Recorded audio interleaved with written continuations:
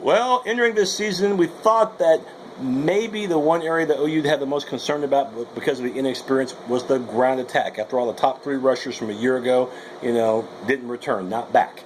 We thought Joe Mixon would be a valuable part of this team, but of course suspended for the year, and we know why. And entering the Saturday game against, West Virginia, the conference opener, a lot of people thought this was an upset alert game for OU. You weren't going to have Keith Ford, your leading rusher, after 3 games because of a fractured fibula. And you might get him back against TCU in 2 weeks. You may not. We'll have to wait and see. So to make a long story short, OU was really in a pickle entering the game at Morgantown. You thought maybe it would have to be the passing game that would have to emerge with Trevor Knight and company in order to avoid the upset, right? Well, surprise, surprise, OU does avoid the upset, and they do win 45-33 to go 4-0 and to go 1-0 in the Big 12 against a West Virginia team that is no question improved, especially offensively. But it was the ground attack that outgained the passing attack of the Sooners by at least 100 yards. Who thought we'd say that in the Bob Stoops era? It was the ground attack that did the job. You think the offensive line, the veteran offensive line, they opened the holes, especially in the second half. But it was the play of really the man of the hour, and that is Samaje Perine. That's right, a guy I didn't even hear of until August. Perine was no question prime time. He was the tank. He was everything. He was a submarine. He was like a locomotive. He ran over anything and everything in his path. He would be running over players and still going for touchdowns. He had 4 of them on the night. 4 of Oklahoma's 5 offensive touchdowns came from Perine, and he had 7 yards per carry, 242 yards on the ground, second highest total for a Sooner freshman running back. Only Earl Johnson from 31 years ago had more yards rushing in a game for OU as a freshman. So Perine and some elite company right there. So what we thought was going to be maybe a hindrance for Oklahoma compared to other departments might be one of their biggest strengths in the ground attack. It's young, but it is absolutely showing their potential and then some. Trevor Knight, it wasn't the best night for him. In fact, he started bad. He only completed 5 of his first 12 passes. And maybe, part of that was not all on him. There were a couple of drops by Deron Neal, back-to-back drops. But part of it is on him, too, because the timing just isn't always there. And I think he was just way too jacked up in the beginning. He's got to calm down. That's the big thing. Once he calms down, allows the game to come to him and realize, he doesn't have to do it all by himself. He becomes a better quarterback. His throws are a little more crisp, a little better. And you know what? Again, he doesn't have to be great. He just needs to be good. He's got a great ground game now, a terrific offensive line, one of the best in the country. The biggest thing is he doesn't have to go out and try to win a championship with every throw, especially in the beginning of the game, because he was missing Sterling Shepard at times wide open, and he was missing Neal as well as Young at times as well. But he did play a little bit better in the second half, and he knows he's got a lot to work on. The passing game, I thought, was just average, but I thought the ground game was outstanding for Oklahoma, and that's what won him the game. I thought another reason why OU won this game tonight, and this is going to be one of the 4 keys that we're going to review as we talk about those 4 keys that I made from the weekly matchup show previously, is keep West Virginia contained. This is a B-, okay? The first half we can't ignore because they did give up 3 touchdowns, and they did give up some big plays, including the big home run that West Virginia hit on that long touchdown play, in which both Sanchez and Thomas, the defensive backs, got torched, but OU gave themselves no chance of success on that play. It was when it went to 7-3 late in the first quarter, and West Virginia made a habit out of the following. Shotgun formation, 6 guys up front to block, 2 guys in the backfield to block Trinket, both running backs to handle any pressure coming from the outside or inside. And Trinket did not need a lot of time to throw it.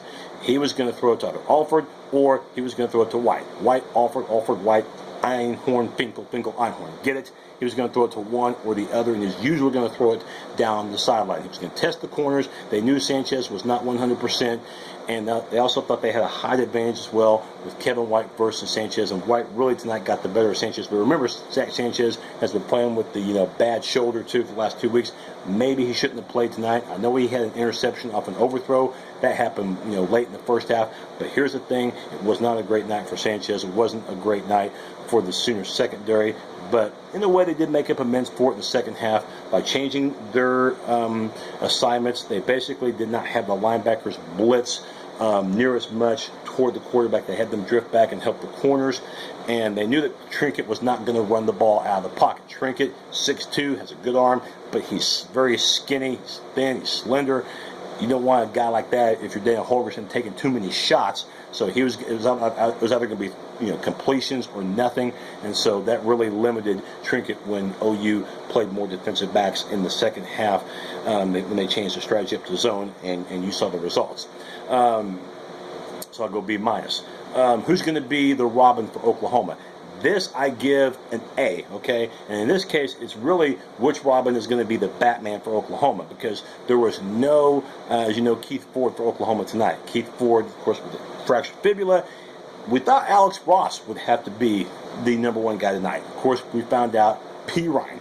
That's right, Samaje Perine with his great performance tonight. He emerged, and he might be the number one back, period. After a night like that, it's going to be hard to deny him over Keith Ford. But, this isn't even a dilemma. This is a luxury. You got Ford, you got Perine, and, Keith. And I know that Alex Ross is not the same kind of back, but we saw him make a valuable special teams play, which we'll talk about in a second. But, man, oh, man, now the ground game is going to be even more vital for this OU team. And tonight was an example why. It didn't have to be the passing game that wins it all the time. Your running game is there. Use it, and they use it well, especially in the second half. That was really big for the Sooners. And of course, make tonight a special night. In other words, who's going to be special for Oklahoma? That was another key that I brought up. An A for the Sooners. Honeycutt made his only field goal attempt at 42 yards in the beginning. They needed every point they could get, but it was a kickoff return when the Sooners were down by 7 points at 24-17 with a minute left to go. It looked like West Virginia. They're going to go to the locker room thinking upset. They're up 7. The crowd's going crazy. The nation's talking about the Sooners going down. Alex Ross says, I don't think so. 100 yards later, he took his great speed, went from one goal line to the other, made it 24-24. The crowd got quieted, and the Sooners had momentum and confidence. And then in the second half, opening drive, the Sooners scored a touchdown.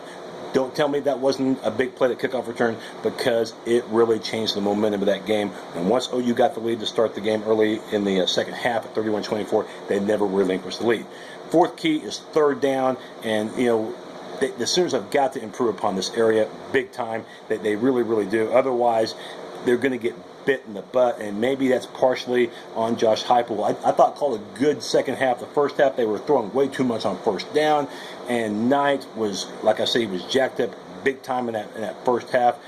And when you put yourself in those incompletions at first down, you're one play away from that third and long occurring, and third and long, the Sooners at times, for the most part, were brutal tonight.